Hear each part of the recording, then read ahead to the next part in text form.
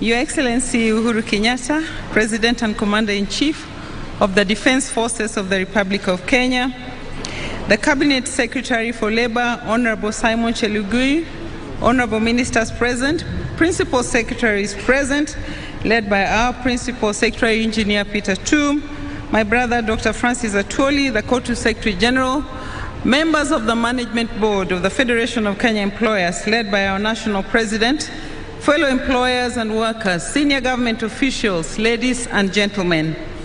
On behalf of the Federation of Kenya Employers, I bring you greetings, a message of goodwill, and congratulate all of us for reaching this day.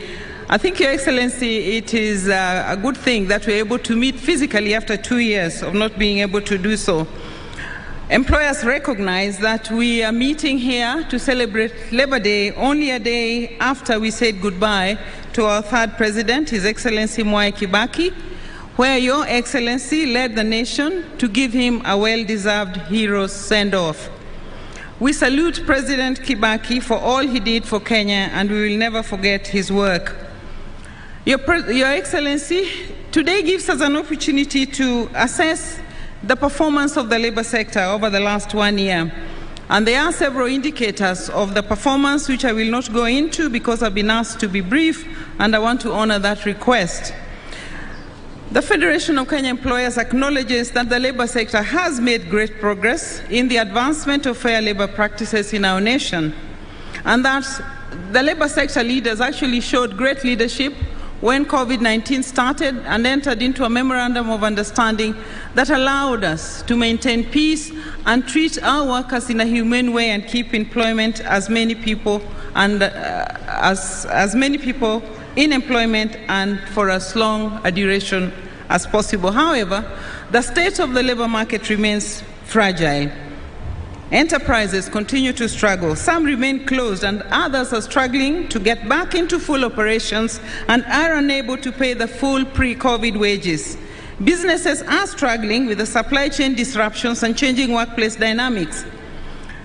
So employers have had to make heavy investments in technology to support business operations and enhance access to markets. But these have been useful investments to allow us to return people into employment.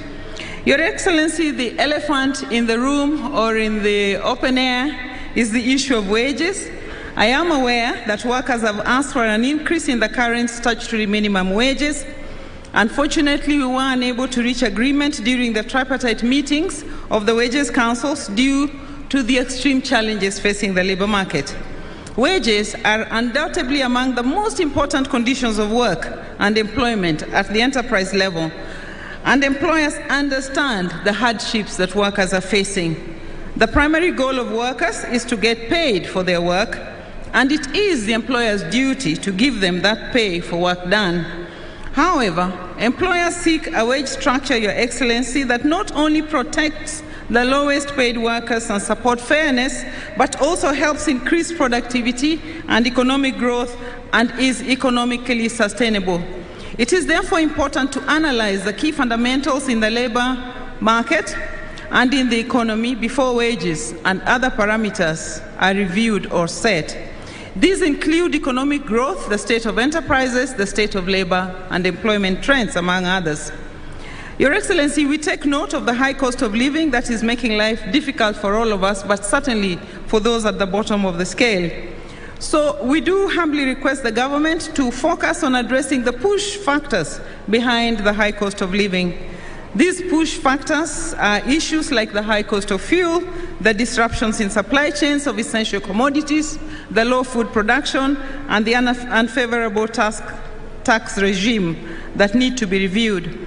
As an immediate measure, Your Excellency, we kindly request the government to consider revising the income tax bracket and the tax relief to support the lower income earners who are hard hit by the high cost of living. This can be done by raising the lower tax bracket to, say, Kenya shillings 35,000 or done progressively over the years, and the tax reliefs raised to about 3,500 Kenya shillings per month. We believe this approach is more efficient and effective in helping the lower income earners in an economy with very high informality like we have.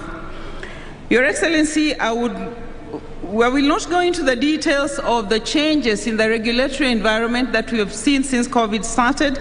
There have been very many proposals for amendments of core labor laws in our nation. There are very many policies that are being passed for good reason, and we understand the rationale, but at the end of the day, they all increase the cost of doing business.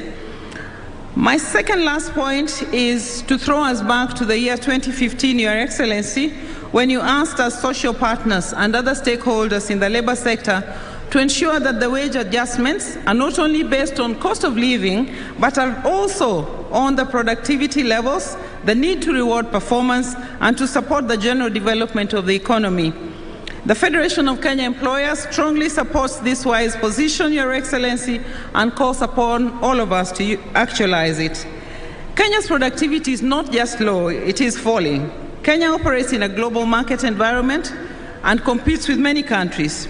So we need a lot of investments to ensure that productivity, issues of skills development, adoption of technology are looked into.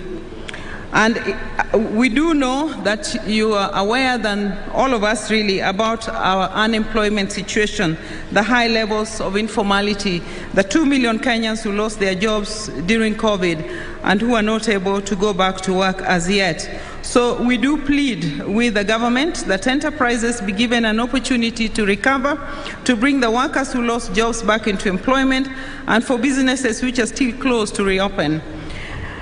Your Excellency, my final point is looking at where we are going in terms of the elections. We've prayed about that this morning. Employers want to add their voice to the call for peace.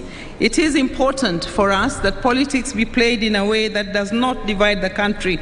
So we do appreciate the work that you've done, Your Excellency, in enhancing tolerance, dialogue, and consultations. And we call upon all political players to embrace social dialogue and tolerance to ensure, as we head to elections, that we do so in a peaceful manner. It is true as a country that our youth need role models, and we do need them, even at the highest level of politics. As a federation, we remain apolitical. We do not take sides, but we follow keenly and with interest the developments in the political arena. We have developed an employer's agenda, a business agenda, a manifesto, which we'll be engaging your government on to help us determine the quality of issues and the priorities for the next government. This would include addressing the high household poverty levels, strengthening and seizing the opportunities in regional integration and continental integration, and thirdly, accelerating the post-COVID socio-economic recovery to enhance stability and predictability in the labor market. Finally, Your Excellency, I want to conclude by thanking your government under your leadership most sincerely for the continued support that you gave employers, even when we had different opinions and had to take positions which were not perhaps in support of some of the proposals and policy decisions. You were tolerant and you understood where employers were coming from. So we appreciate the work that you've done, and we pledge that we'll continue working with you even as you seek to see a smooth transition, and we wish you Godspeed.